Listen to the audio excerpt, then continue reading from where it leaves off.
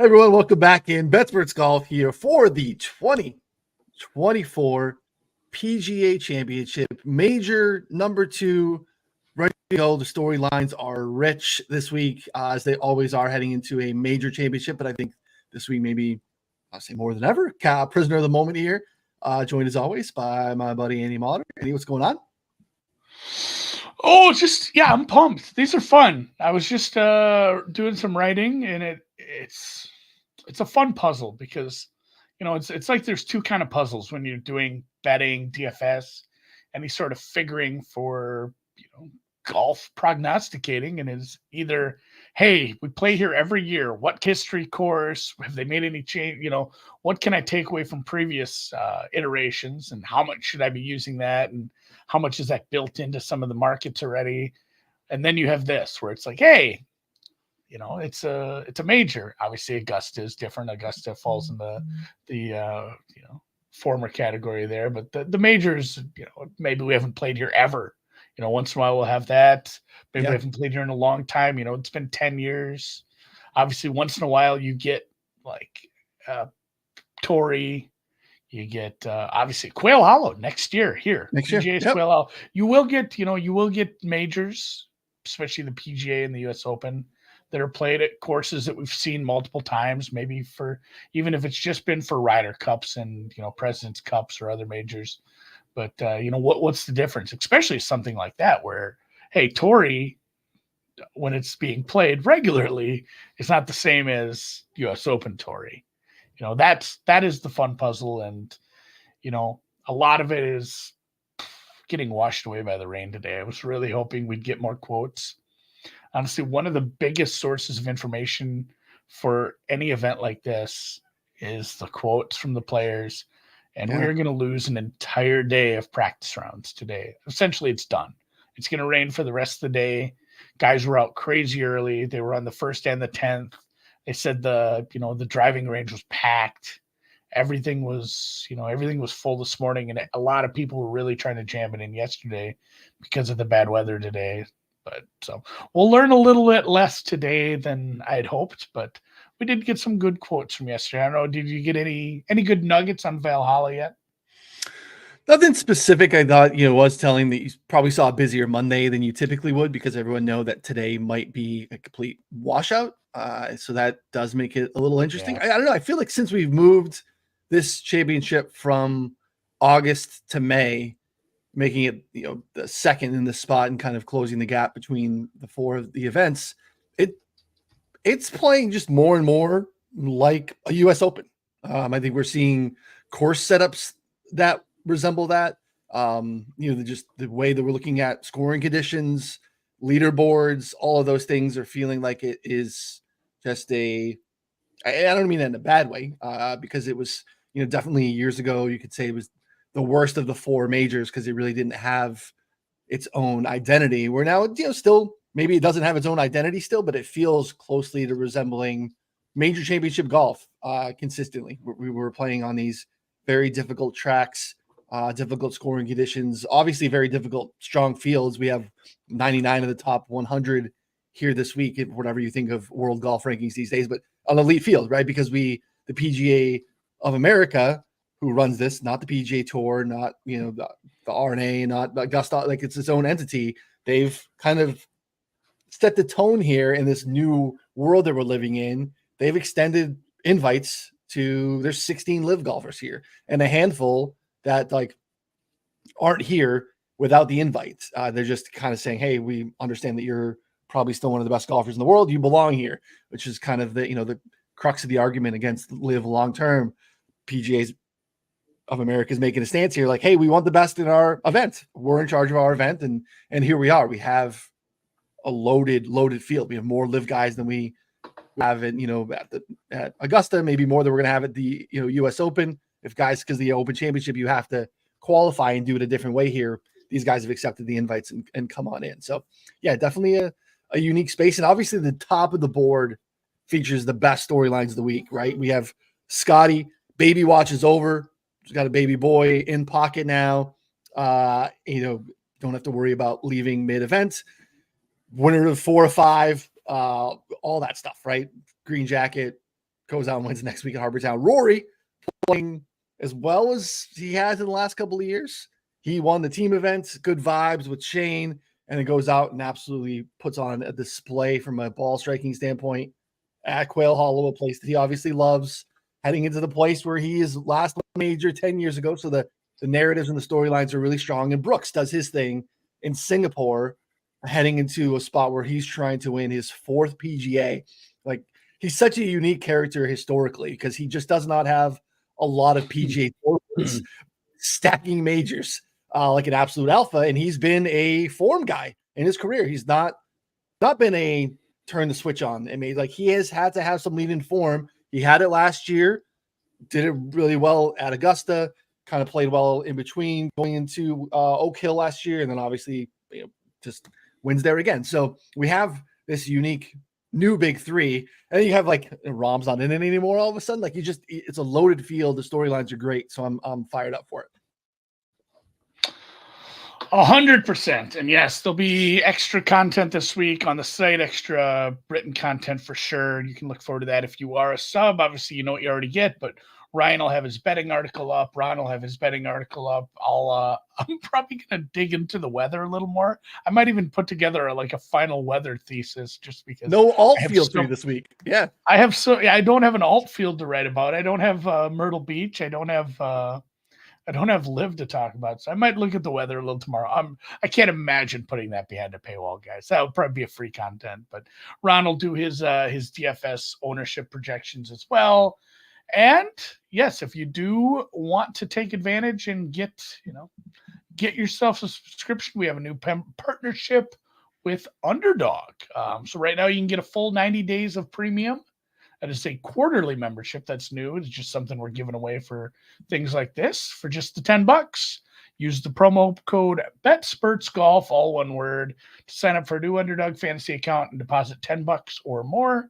You get the full access to the rabbit hole, all the premium written content like I just spoke about, the members-only Discord, and the rest of the betting and DFS tools. So it is a limited time offer with our partner Underdog Fantasy.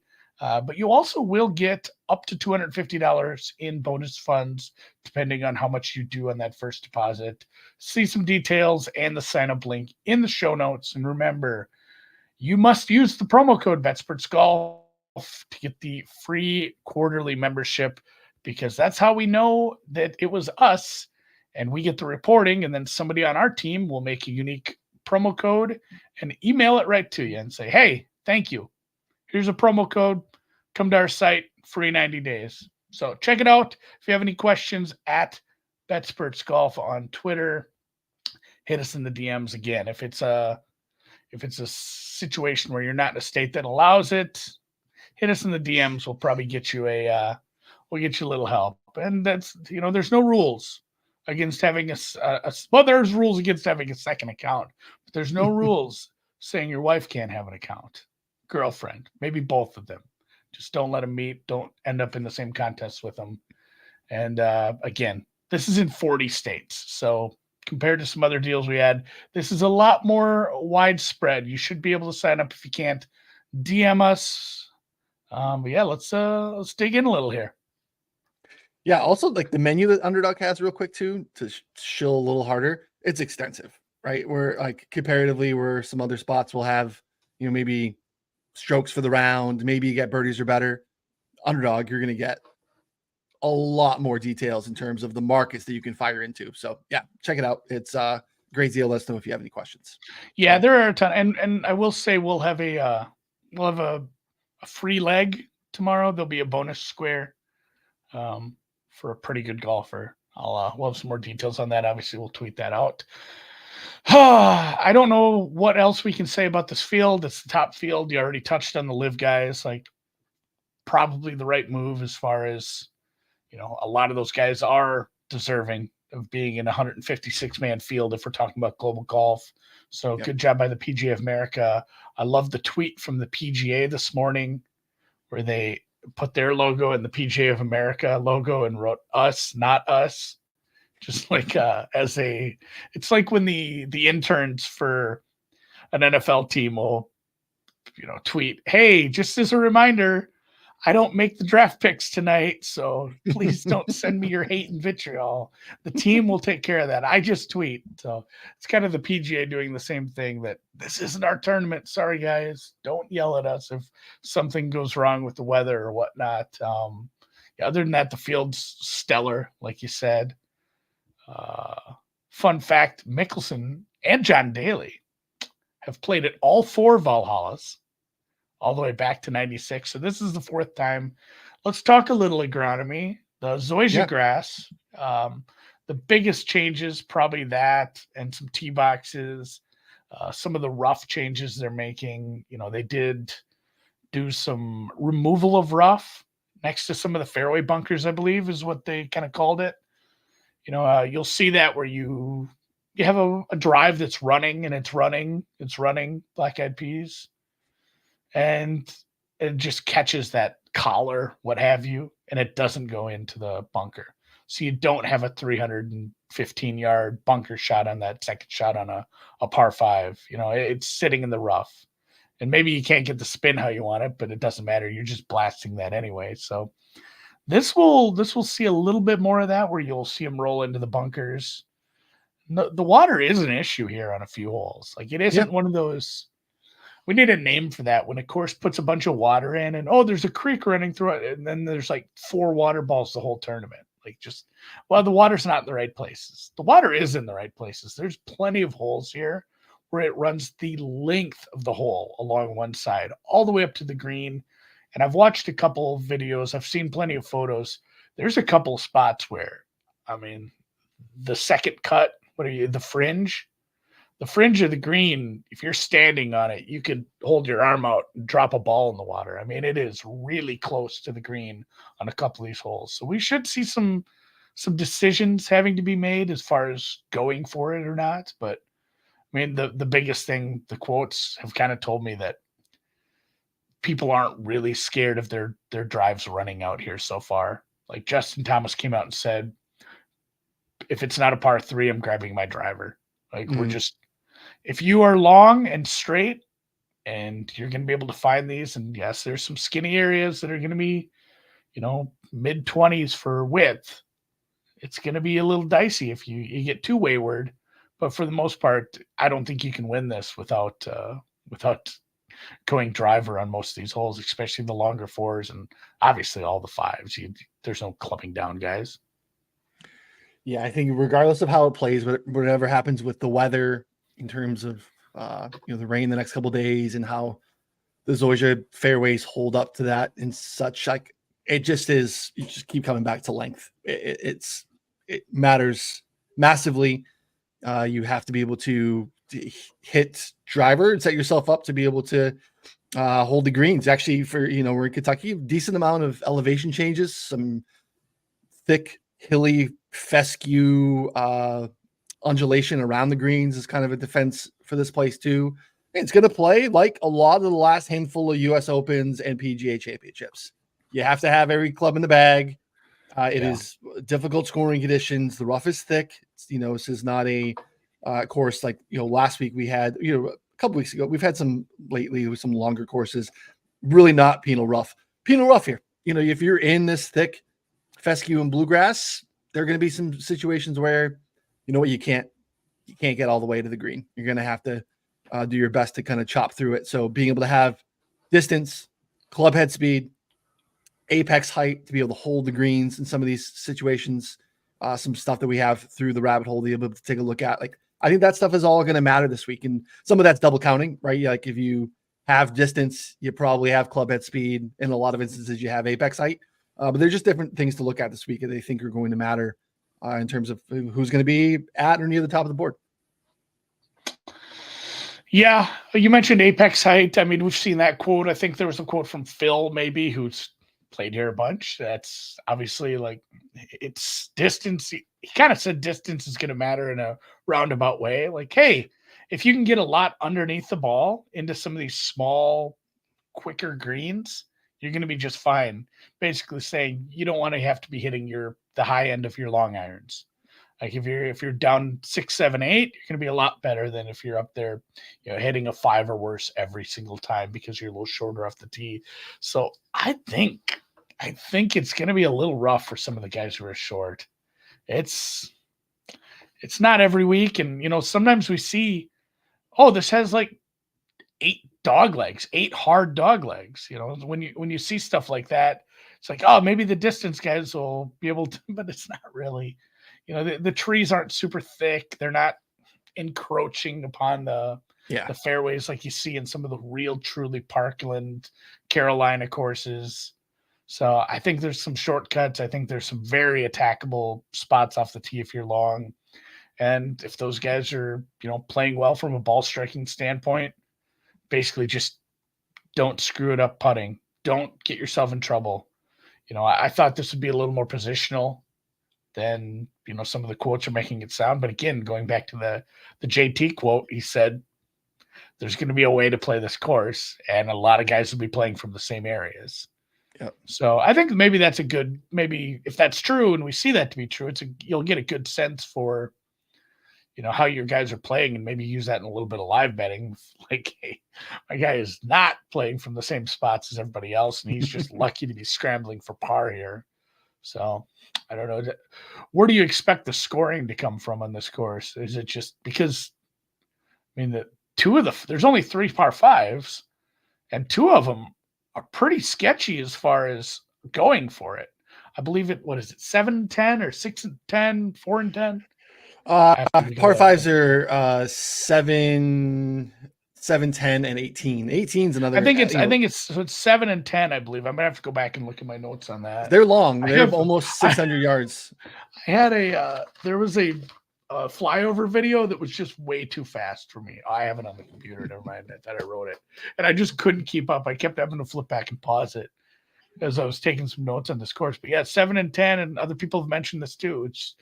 There's going to be pin locations, and there's going to be conditions where those aren't go for it holes. Those aren't, hey, I have a 30-foot eagle putt that maybe drops, and at worst I'm scoring here. There's going to be a lot of, on the green in 3 because of you can't be giving up strokes on a par 5 like that. Yeah, there's some interesting stuff too, and like a lot of stuff we're reading, and I again would love to hear more quotes, but you get a sense that the front 9 is easier. Front 9 plays more linksy. It's less of the traditional tree lines layouts that we see. You can see this kind of captured here in Ron's notes with his preview up on the site. Scoring is going to be a little bit easier in the front. So even like our friends over at Underdog have scoring props for like front 9 and back 9. Like, I have to take a look at those. Maybe there's something to be had there. Again, you're a par 35 on the front versus a par 36 in the back. So consider that as well. But more like linksy, open, fescue style run out type stuff on the front. Back, more traditional, what I think we were expecting, maybe a little bit more tree lines, hazards, elevation changes, some of those things too. So even 18, 18's a very unique, fun finishing hole. We've had close, interesting finishes here historically. You're an elevated par 5, water to your point, all the way down the right-hand side, split fairways. So it kind of gives you an option of like how to take a look at basically your second shot if you can't make it in, depending on what happened to you off the tee. Definitely interesting drama to be had there. Hopefully, if we have these situations where a bunch of leaderboards are happening, everyone's playing the same golf from the same spots. Like, I hear that, Andy. And I'm going to get bunched. Everyone's playing the same from the same spots. That's just telling me that the best player in the world has an edge over everyone else. So we're just playing from the same position. Like, the advantage would be being able to get Scotty off of position or being able to like force him to do different stuff. If you're just telling me he's playing the same game that everyone else is playing, I know the answer to that. He's better at that. He's better at that than everybody else, right? Like, so I saw the JT quote right away. I was just like, yeah, it's Scotty Scheffler. I don't know. No, and we've talked about this in previous podcasts where it's like, hey, why are putting contests weird? Because like putting is so hard to predict and it spikes, and guys can just really be reading it well, and that's such a there's so much more volatility to that, where it's not always going to be the best golfers in the world that win those weeks, because some other guys, hey, the course is playing easy. It can only play so easy. And they're all at good. a certain point, there's diminishing returns for the guys who are better ball strikers. Correct. Because everybody's throwing darts here. So he loses that advantage, and then somebody goes out and gains 6 strokes putting, and they win the tournament over golfers who are much better than them. Whereas something like this, as you just alluded to, it's a place where if everyone is having to hit similar shots, Scotty's just going to be better. It's like playing horse with me versus a NBA player. Like, I'm taking the same shot as you, but you're just going to be much, much better, and I'm going to lose. So I am going to be looking at, without Scotty markets, I am going to be looking at more props this week, because I don't love having 5-6 outrights in a market where, hey, this course is long and it values distance and ball striking. The greens are small and you won't have a lot of long putts. Like, oh, good. Like, he should be 3.5 to 1, I guess, at this point. So yeah, I mean, I have room. We'll obviously get there. I have room for more. I was thinking I hate more. Hate to be a bummer, but it kind of is what it is as far as that goes. It kind of is. I mean, the Live Singapore win, Scotty's not in that field. Scotty wasn't at the Zurich. Scotty wasn't at Quail Hollow. So while those are all great, that happened for Rory and that happened for Brooks, Scotty's wins, Rory was in those fields. The Masters win, Brooks was in that field. All those Live guys are in this field. So yeah, it becomes a pretty interesting week. So yeah, I mean, that's a long course. And I think looking at previous iterations of this championship and the US Open, I think is an important story. So CG in the chat, expecting to see Pendrith come up often given these important stats. Yeah, playing really good golf. Distance, down the board, finishing position bet. I have my own Taylor Pendrith this week that I think is not a guy that I'm dying to bet outright, but I think can show up and deep down the board. I do fewer position bets than you, but man, that might just be the jam this week where, hey, I like these 6 guys for outrights. Like, maybe I should just bet those 6 guys top 5. So it's about the same thing. Like, I need each way bets. I need to go to I need to get a Bet365 account rolling. I suppose they have that. Yeah. Rivers. Like, that's what you need at a place like this, because this could just be a case of, he wins by 2, he being Scotty. It's not a huge runaway, but it just never felt in danger, because I don't believe the scoring is going to be super low here at any given point. There's not some 63 out there. It's still a very long course, and there's still plenty of holes where par is a perfectly fine score. Yep. I do think it's going to lean. It's not going to be as, sadistic as some US Open setups. We're not going to see even par win, but it is going to be tough. It's a par 71 that's 7,600 yards. Like, I don't care if we haven't rolled the ball back. That is still 1.05 per, yards per par. That's high. This is a very, very long course. Yeah. Yeah. It's that's what I took advantage of with my instance of my Pendrith that, not Pendrith, but my Pendrith. I did a each way. Because I feel like, hey, I cover it. I have the outright, but I really am just trying to get a better top 7 price if he's actually competitive. And there's some guys that I think make sense. If you're European or even Canadian, where they have some of those offerings, usually they do specials on major weeks where you get a couple extra places for a bonus. They'll give you a 1 to 5, 10 places rather than 8 or something along those lines. So make sure you shop around. It's tough because you want the best each way odds, but you also want the best betting odds as well. So sometimes those two don't always align, and I couldn't even tell you how to start doing that math. I'd have to sit down and think a lot before I said which one, what's better, 10 to 1 with 8 places, or 9 to 1 with 10 places. No idea. Have to dig in. Have to dig into that for sure. Key stats, you think, then this week? Like I said, it might just be, I think we just clicked ball striking last 12 months, and that's our model. Yeah. I think there's some other stuff for sure, but I'm kind of with you. I get what you're saying, and I don't disagree. We can look at last 12 months ball striking, and then let me look at last 3 years, difficult scoring conditions, long golf courses, strong fields. That's I can get lost in the sauce on proximity from 175 plus, good drive percentage, par four, like any of it. But like what I'm actually trying to capture is who plays well when it's hard against the best golfers in the world. That ends up being, I think, fairly sticky, regardless of the setup, because there are overlaps in the setup.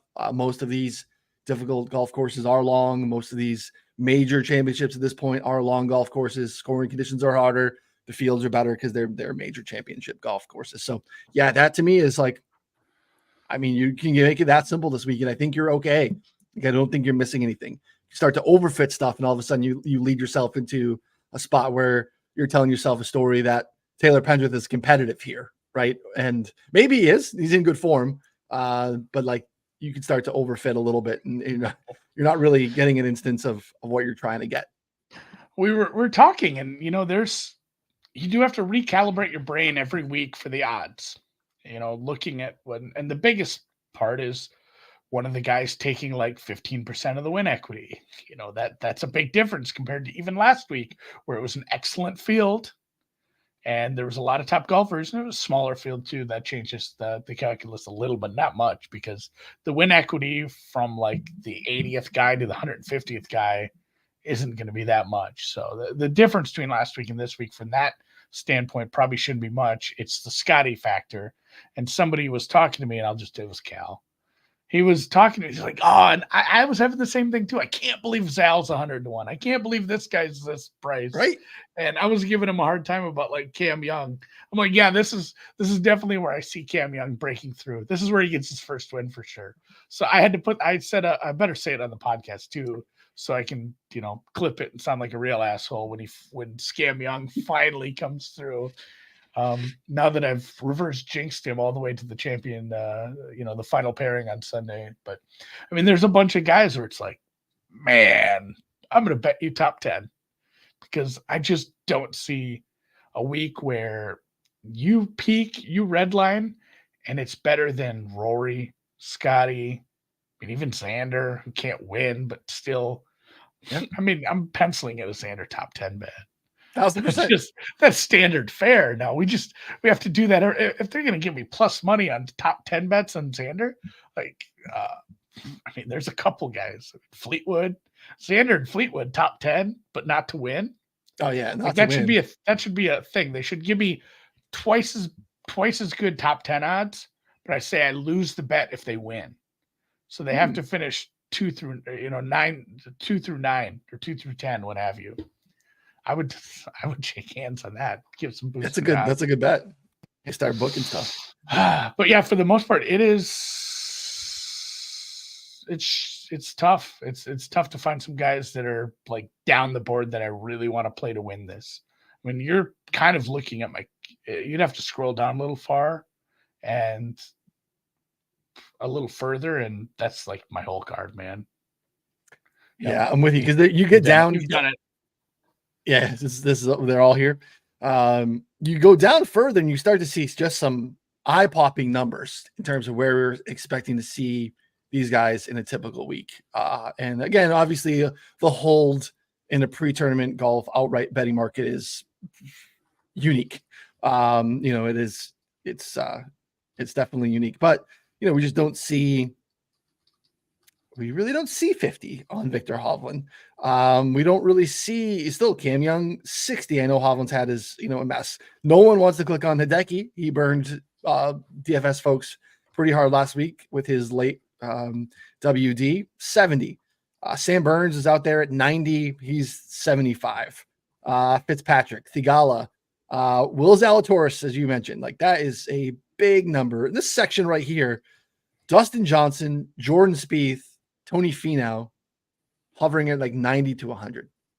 And like, we just don't see those numbers on those guys very often. So it's hard to not be like, well, yeah, let me throw $20 on that. Like that's a crazy number, but you start to think like this, or do they have it for 4 days over that top tier? Right now, it feels like that gap is a little bit bigger than it would be historically. You could think, hey, yeah, Jordan go out and beat Scotty. I haven't seen that this year. haven't seen anything that resembles. I might put a small bet on Jordan just because. Right? It's crazy though. That's what I'm saying. Like these numbers are so wild for what we see. Spieth never comes here because he's Jordan Spieth, and people love Spieth, right? They love to bet on Spieth and cheer. Like not us necessarily, but the casuals more so. Like Siwoo's in the same stratosphere. Yeah. Minwoo Lee. Like I would bet Spieth out of everybody. Well, obviously Zal, if you don't believe he's actually injured. That's the questions we have to answer on a few of these guys. Zalatoris, was he injured or was he in a spot on? Yeah. So normally you don't play well. You have a major next week. You go home on Saturday. You get out to the course. You play some rounds. Like that would. I get the only anxiety I ever get is like about being late. Like not being to something on time, or there's something else I have to do and something else is taking too long. That's like the only thing that makes me anxious. And I kept thinking about that. Like if I'm Zal, I know I can't win this tournament. The money's nice, but it's not like life-changing. Like all day Saturday and Sunday, all I can think about is like, I would rather be in Kentucky getting ready for next week. I am 10 shots behind the lead. I'm not making that up. Like, and then eventually he started to play poor, and I think that just beget more poor play. So yeah. I don't think he looked injured. He looked just like disinterested and unmotivated so I don't know if it's enough to get me to bite, but there was 100 to 1 man on Bookmaker. That is a huge price. And a guy who, again, like Brooks, has shown the ability to ramp it up for big tournaments like this. If he's hurt, it's burning money, but man. Like I said, I might not take long shots, but then I just made a case for betting Spieth and Zal. We also talked about Dustin Johnson the other day with someone. He putted like he had his eyes closed and forgot his vertigo meds at Augusta. It was horrid. Mm-hmm. He had a lot of makeable putts to, especially early in the week where it's like, hey, this guy could make the cut. This guy could do something because he was hitting the ball okay, but his putting was just so bad. I just don't think he's working on his game with the same kind of grind that he did when he was younger, man. And I said this to someone. I said, he's got his green jacket. He's got Paulina. He's probably got a huge boat or two. Like, he's fine. I just don't know if the competitive fire is there like it once was. So not somebody I could, get excited about betting, even though he's a major winner. Yeah, it is wild because we're like talking about this group of, really upper echelon golfers being the long shots of the week. And that's kind of where we're at. And they're actually really too close to the actual long shots that we would actually consider as well. Like those, like the gap between those guys isn't as vast as I would want it to be. Like it's crazy. That's why these prices are appealing. I played Zalatoris at 50 over the weekend thinking like that was the best number on the board.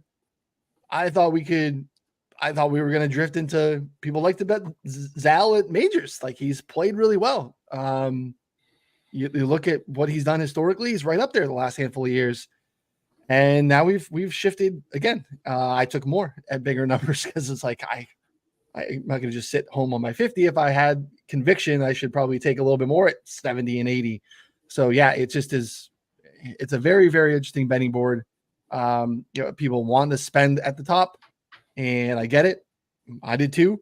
But definitely maybe some live betting opportunities here. It'd be interesting to see what happens and how quickly, if someone like Zalatoris plays well to start on Thursday, does he shift into the live number where we would expect him to be pre-tournament, or does he still kind of hang around as if he was 80 pre-tournament? You know what I mean? Like that's kind of what I want to watch and see.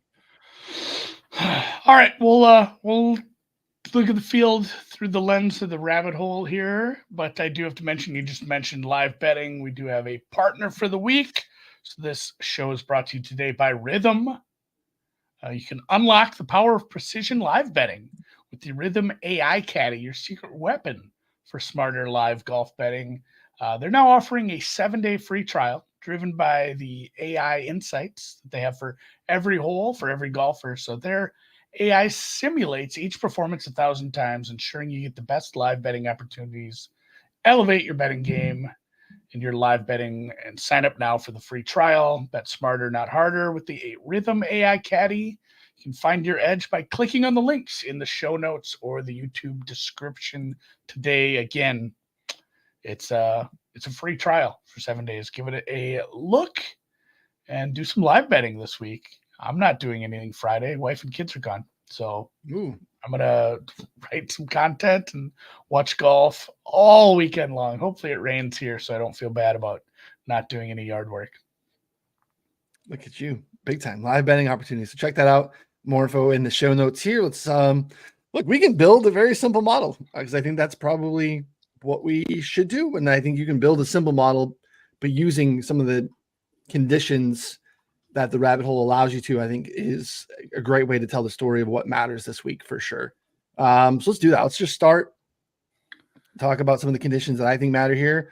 Well, let's look at difficult and very difficult scoring conditions on long and very long courses. I think you can also add, typically don't want to add too many elements here. I think you can also add strong and very strong fields. They probably is for the most part capturing that by having these 4 little buttons clicked here too. But you can do whatever you'd like in here. But let's start with this. We'll back out for a larger sample size. See what we can capture here.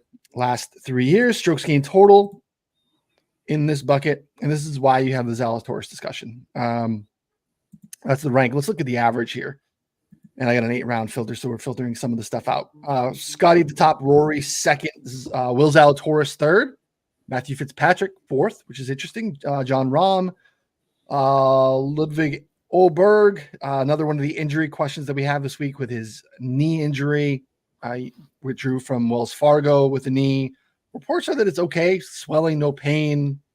I saw him on SVP the day he actually announced his WD from Wells Fargo. He's also announcing his partnership with the TGL Sim League that's coming up. And he was talking about, he's like, I'm fine.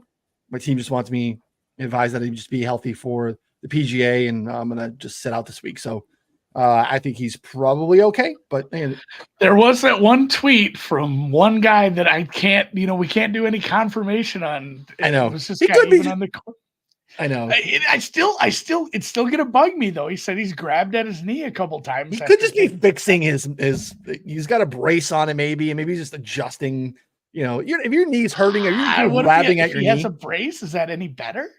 Probably not. You have to wear a brace because here's the other thing, and he is a young man, and correct. Noonan, you're old. You're even older than me. I am. You know how it gets when you get older. And the aches and pains are different. You can't go do a 5K and just get up and drink in the morning. It's not you're down for days after something like that. So it's not Tiger where it's going to be limping around, but this is a really hilly course. This is a really long walk. Like we said, a lot of dog legs, a lot of positional stuff, a lot of elevation changes. You got the walk around water, go over bridges, get over to the island green. This is not going to be an easy walk. And he's a young man, he should be okay. But if you have a knee issue, it doesn't matter if you're young and spry. I do worry a little about him. I'm interested to see what his DFS numbers come in as far as ownership.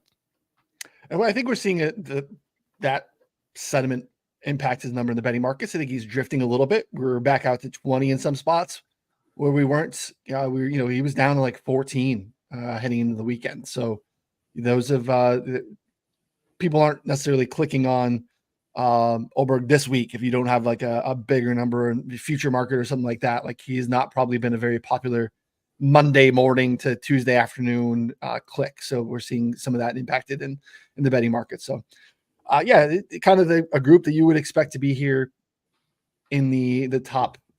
See what it changes at all if I add any of these field strength things. We'll look at very strong fields, see if anyone comes up or goes down. You see some newer names here. Let's see. Shift a little bit. See, this is again, look, Zalatoris, when you do this right there, toe-to-toe with Scotty Scheffler. And again, smaller sample because we didn't have a handful of Zal years or events last year, but again, in the mix there pretty consistently. This is again your no winners but can compete section here where you're talking about the Tommy Fleetwoods of the world. Cam Young's, Shane Lowry's, those names. So it's an interesting group. I'm going to add this here. We'll get started. And just difficult, long, strong fields. I think that's again, you can mess around with sample sizes on this, and I think that could be your model. 3 years, 4 years, 5 years, and just call it a day. This is what I'm actually trying to capture here. What do you want to look at next? Like I said, I'm going to build a bunch of submodels. Actually, go look. Let me go look at what I built. Okay. So I put one together last week, and this was prior to reading, really much of anything. I didn't save this one as an expert model because I didn't want people to look at it. Honestly, what if this is just shit? But I went off I just really went heavy off the tee. I went off the tee on long courses and very long courses. Mm-hmm. I went off the tee, same thing, long and very long, but over a 2-year sample because I wanted the 2014 sample and then the full sample. And then I just went approach on that same on long courses and short game on, I think just normal greens. The flyover made it look like the greens are bigger. I feel like that 5,000 square feet is a lie. I don't know. Flyovers always do that thing where they flip and you see the whole green and they all look so big. And 5,000 square feet is pretty big. That's like the average lot of a home where that's like your average homeowner's lot. But still, I didn't think I thought the greens were bigger than they were. So I'm going to have to probably reconfigure this, but I basically did ball striking because I did off the tee combined with approach on long courses. Took a few different sample sizes to kind of give it a bit of a blended look. And I can tell you, I feel like Scotty was good. It was a big part of that. And the one I built, it was pretty Scotty heavy and, grain of salt because of the live data being where it's, but I mean, sure. It was Tony second and then Xander. Max, his irons have been great recently. Rory, Jaeger's a good ball striker. Mm-hmm. Cantlay, Morikawa, Zal, Sahith, Clark. That was my top 11. So I don't know. I didn't get much further than just looking at long courses. You can look at difficult scoring conditions. We could look at, tough fields, however you want to blast it out. But I mean, I'm not averse to building a model where it's ball striking long courses, ball striking driver heavy, ball striking tough fields, ball striking, majors, ball striking US, only at we can handpick the US Open courses, just making 6 different ball striking metrics, mashing them together and see what who's been able to do it at all those places. And it's still just going to say Scotty at the top, but it'd be interesting to see what the what the rest of that field looks like. You could look at rough penalty. Yeah, they said they mowed it yesterday, and they said that's it. And the way the rains have been, and the way the weather's one thing, climate's another. It has been a lush, wet spring, a good growing season, and that they say that rough is 4+ once we hit the weekend. It's going to be thick. There's a longer cut of rough further out. That's probably one of those things where it looks really nasty if you went and looked at it today, but on Sunday it's basically a cart path because so many people have walked on it. Yeah, this is looking at strokes gained, ball striking, off the tee club driver heavy with a high rough penalty, right? So this is capturing, I want off the tee and approach, and that's what I'm getting in the ball striking numbers. Scotty Scheffler 1, Xander Schauffele 2, Rory McIlroy 3, Patrick Cantlay 4, Victor Hovland 5, Alex Smalley. Nice little pot. And this is what we do, right? You get Alex Smalley and you're like, oh, wait a second. Maybe Alex Smalley needs a top 40 look. Colin Morikawa, 7, Zalatoris 8, Shane 9, and John Rahm at 10. And this is the last 4 years. So these guys are, for the most part, hovering around, 50 or so rounds of a sample size in this instance. So this is, I think, important in telling the story that we're looking at. How are you handling a spot where, like JT said, you're not thinking twice, you're taking driver out, and we have, you're into the rough, it's thick. the penalty for being there is hard, but how do you manage that from there as well? I think that makes a ton of sense. I'd take ball striking or even just an approach stat from that. Yeah. Also, I think another one from this would be good drives, right? Because this is telling us a little bit about accuracy, and are you still able to get yourself on the putting surface, even if you miss a little bit too? And again, an interesting set of names, some guys maybe you wouldn't expect to see in some smaller samples. We kind of shake some of that out. That'll help a little bit. You saw Oberg there not populating well, but not a big sample size. Actually, look at this. Yeah. Pendrith last on the list with this search, which is interesting. Doug Gim, Aaron Rye, Smalley again, Austin Eckroat, Denny McCarthy. Interesting set of names. These guys are getting a ton of push for their accuracy. Sometimes I worry that Doug Gim isn't a very good putter. I think Doug Gim, not a real person, just a creative player to populate the top tens of everyone's models. So, yeah. I've told my Doug Gim story, haven't I? I don't think so. So, like, if your name is Siwoo Kim and you've never seen him, I think a reasonable person would assume that they're of Asian heritage. But Gim never really, I don't know, that never really sat with like me as being, an Asian last name. Maybe it's not, Right. But I had bet on Doug Gim in a bunch of matchups, just based on I was just using numbers. And if he wasn't, it wasn't a guy that was on TV a lot, or I just never caught him. I remember it was like 6 months later after I started betting golf. I'm like, oh, I just did. That's not who I pictured. I pictured some just guy that looked like every other golfer from Georgia. They all just like how they all look like Harris English and what's his name, Hudson Swafford and Keith. They all look the same. The same guy. Doug Gim, Asian guy. Had no idea. Just blew my mind. And again, I've lost a lot of money on him based on that putter. Yeah, putter's not great. So yeah, we have a couple of things. One other thing I have, I think I left it in here for us. Yeah, so I have correlated courses. I put this in my model. I basically looked at all of the last handful of PGAs and US Opens.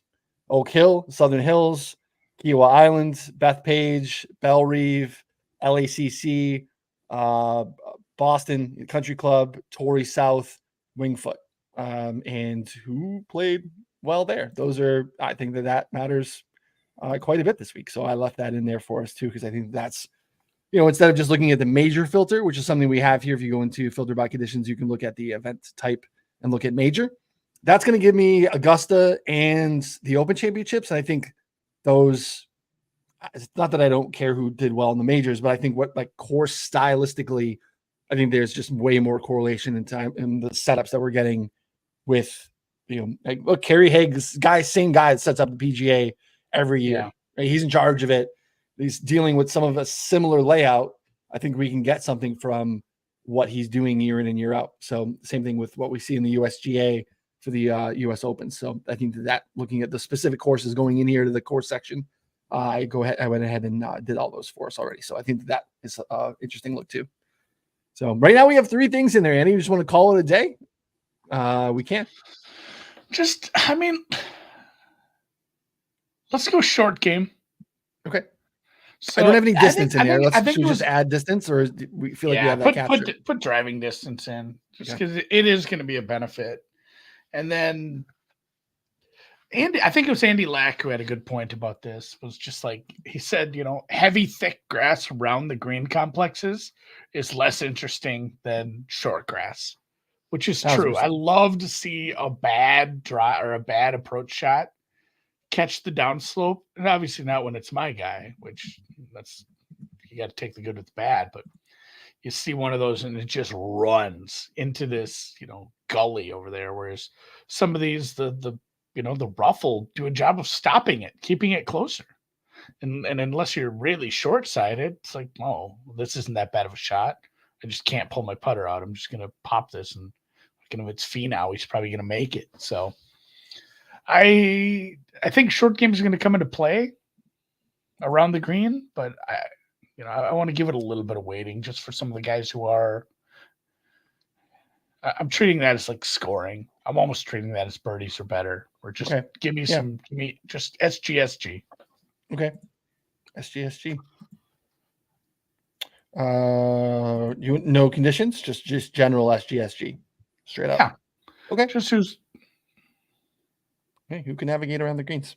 The last 12 months, been a minimum rounds feature here of 8 rounds to get rid of the guys that would have 4 rounds or basically barely ever played. So SG. Last 12. All right. Let's see it. We got 4 things. Very simple. I think it matters. No, we got 5 things because we got driving distance. So comp courses, we got difficult, long, strong. We got ball striking, driver heavy, high rough penalty. We got 12 months of distance and 12 months of short game. Boom. Man, I don't know how to weight this because, ball striking should be the highest, but that's a kind of a unique sample size. I don't want to go too high with that. I think, let's see, if I was going to jack anything up to take, short game down, it would be that one that you're, difficult, long fields, long, strong field, total. And then we can drop, I think that's perfect. 30%. And this will be saved as an expert rankings, expert models. So you can go take a look at this if you have a subscription. Yep. And if you don't, there's get a bunch of links in the show notes how to get yourself it for very few dollars. Check it out. Save and generate the model, Noonan. All right, let's see what we get. Ooh, okay. Rory McIlroy on top, Scotty Scheffler second, Xander Schauffele third, Victor Hovland fourth, Matthew Fitzpatrick fifth, John Rahm sixth, Patrick Cantley 7, Brooks Koepka prevailing through the small sample 8, Colin Morikawa 9, Tommy Fleetwood 10. Interesting next group here too. I think in making up the top 20, some familiar names I think we would expect that would be right there too. So yeah, what do you bet? I can't bet Rory at this price. This isn't just me hating Rory. Like at a major where he's shown there is something mentally. There's a mental block. Maybe he's over that, but I've been down that road before, and I can't bet him at like 7. I guess I'm hoping. I think he can win. I think he's playing well enough to win. I need him to have a bad Thursday, I guess, but not too bad. Because he's had these spike rounds. Obviously, like it made me feel better about having a Xander ticket. It wasn't as if Xander played poorly and lost by 1. Xander plays, his 95th percentile round. Probably, best case he's in a playoff with Rory. Rory went out there and scorched that back 9. Like Xander was probably losing that tournament one way or the other. So it made me feel a little better. So I think Rory can make a weekend push, but man, I don't love the number. Like I said, Scotty, I don't love the number. Brooks, that number's down. Congrats to anyone who bet 20s or better. Yep. I still think you can hunt around and find something. That's probably a bet if you can find 18 or better. I'm certainly not betting Xander at 10-1 to win a major tournament. He's Xander, so I will bet him to win the top 10. Ludwig scares me with the knee. Rahm, I don't know. We'll see what I would love to hear some quotes. I would love if anyone has the info and if he's done anything different on the run up, the lead up here. I know he didn't have to play the freaking the Wells Fargo, so he probably had more time to prep for this course than some of the other guys. Yeah, good. I was on a different screen looking at odds. I forgot to mention this. Yeah, if you sign up for a new monthly membership, $29.99, before we tee off Thursday morning, you have a Rory bet because we don't think he can win. And we think he can win, but we don't think he's going to win. We don't think he's going to win. Yeah. So we're betting against him. And if you sign up, we will fully refund that first month's membership if he does win. So nice little way to get a little bonus if you sign up for a new monthly membership. Again, $30 a month. It's not that much to check everything out. Give her a shot. Again, hit us up in the DMs if you have any questions. So we have bet against Rory. Bryson at 30 is a bet. Okay. I liked some of the things I saw at Augusta. I like his new take on not being, a bodybuilder and being a golfer again. But he's still just his set of skills lines up pretty well here. And people forget, like, he was an elite putter when he was winning tournaments on the PGA Tour. He absolutely. was so good. His short game was so good. So 30-1 seems a little aggressive on him. I'll probably have, it's like Brooks, Bryson, and some long shots, honestly, because Cantlay, I don't think I can get there. Cam Smith at 55 is interesting, but depends how you feel about his performances at, Augusta and Adelaide. Homa, the number's probably a little too short as well as he's playing. JT, 60. Even then, I can't. Neiman's 40. It's probably fair. I think where it gets interesting is like Zal, 90, if you believe. Tommy Fleetwood, people still believe. Cam Young, people still believe somehow. Those are under 50 for some reason. I don't think those guys can win this tournament. Yeah, I'm typically I'm fine going to the well on a Cam Young. Didn't this week. I'm with you. Can't do it at the price I would want him to be drifting like some of these other guys are. I don't understand why Cam Young is basically half the price of Will Zalatoris. Like, that doesn't make any sense to me whatsoever. So that's seeing things through the lens of that. Yeah, comparatively, it makes it really hard. I have most of my card is futures, so I've had an interesting week in terms of I know. So, like, I bet I have the injury guys, right? I have Ludwig that I bet mid-Masters when there were 30s and 28s out there. So I have a slice of both of those. I'm interested at 20. Long and straight. The ball striking is fantastic. The kids played really well at 25 T25 or better in like 8 straight events, and most of those are top 5s. Didn't seem to have nerves in Rome. No. Rome or Augusta. Just kids just laughing, smiling, enjoying himself. Very interesting to me. I also have a future on Max at 45. Max, though, is interesting to me at like 35 or so. Look, again, like, we're over kind of the Max can't do it in big tournaments thing. Yeah. T3 at Augusta, T10 last time. Look at where Max has played really well and won. Look at where he's done that this year too. Bay Hill, Augusta, obviously Riv, Torrey. He's won at both of those. This is what Max does. This is where he plays well. Nice showing last week again at Quail Hollow. So yeah, I like Max and where he's at currently. That putter can get hot too, and then the rest of it is really nice. One of the best long iron players in the world, which matters obviously here with the length of this course. So I like Max quite a bit. Look, Vic is tough. I'm a Vic guy. Ball striking was really good last week. He was top 10 in ball striking at Quail Hollow. Putter kind of let him down at a spot where we're going to save him, to your point, by putting a big, thick apron around the green and not making him chip off of the short stuff. And just hope that he ball strikes the hell out of it. And he kind of did last week. Vic at 50, it's almost like Zal at 50 or Zal at 90. I can't. Those are my guys. I can't not have the ticket. So I shot at Vic at 50. I wish he was playing better. Obviously, I wish he wasn't tinkering, but I just think he's still too good ball striking wise to lay off of a 50. I did look at it, but again, I'm just not loving where he's at with his total game. Yeah. Yeah. And I think that's it for me. Like my ticket's going to be Bryson, and I'm going to spend a lot of time finally getting back into, a heavy dose of matchups next, because it is a major. There's going to be so many. Hopefully I get a bunch of time tomorrow to dig into everything, because the menus are extensive or something like this. Yeah. Yeah. I'm hoping to have some time too. So the one guy that I want to talk about, my Pendrith, Kurt Kitayama. I don't think he's winning the golf tournament. He's like 200 to 1, 250 or whatever. Each way, top 5, top 10. Kitayama can hit it a mile when he's played well. He won at Bay Hill, thick, rough, long golf course. Signature event, beat a good field. When he's played well, it's been at these types of events. Again, like, played well. Where else? I mean, he's had some other good showings where you're like, what? Kurt Kitayama was good. Last year, Oak Hill. I think he was like T13.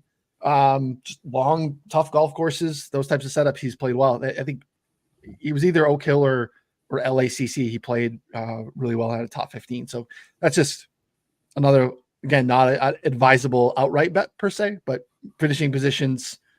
If you can each weigh it, those types of things I think are interesting. So Scotty for me, I've danced around so many guys up in the top. Do I want to have a Brooks ticket? Do I want to have a Bryson ticket? You know what? I'm like, I just want to save. I want to save and wait. Maybe Scotty drifts out live, gets off to a slower start, and we get 8s or 10s on Scotty. And I'll probably take a bigger chunk. That's where I'm at. Yeah, if Scotty's in double digits within like what's the most he could be back Saturday morning, start of round 3. He's 10-1. How far out of the lead are you still taking that price? 6, 7. He won it at Players. It's 6 back. He was 6 back. Yeah, that was Sunday, I think. Yeah, I think he was 6 back on Sunday. Sunday mid rounds, with Xander and Wyndham Clark. He wasn't chasing down jabronis. Like he chased down 2 of the top 10 players in the world. Really ran down, just nobody said. I mean, it was a good field. And those guys played well. Like they didn't even play that poorly. Yeah. Nothing they could do. So that's where I'm at. I mean, obviously I have a joke of a 24 on Scotty, which I feel pretty good at. I don't want to dilute that by kind of splashing the board elsewhere.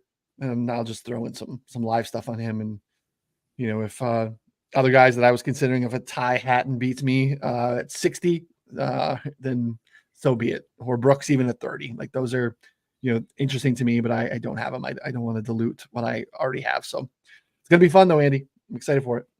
Yeah, a ton of fun. Again, if you watched on YouTube, please do give us a thumbs up, subscribe, like, leave a comment. I'll do that again.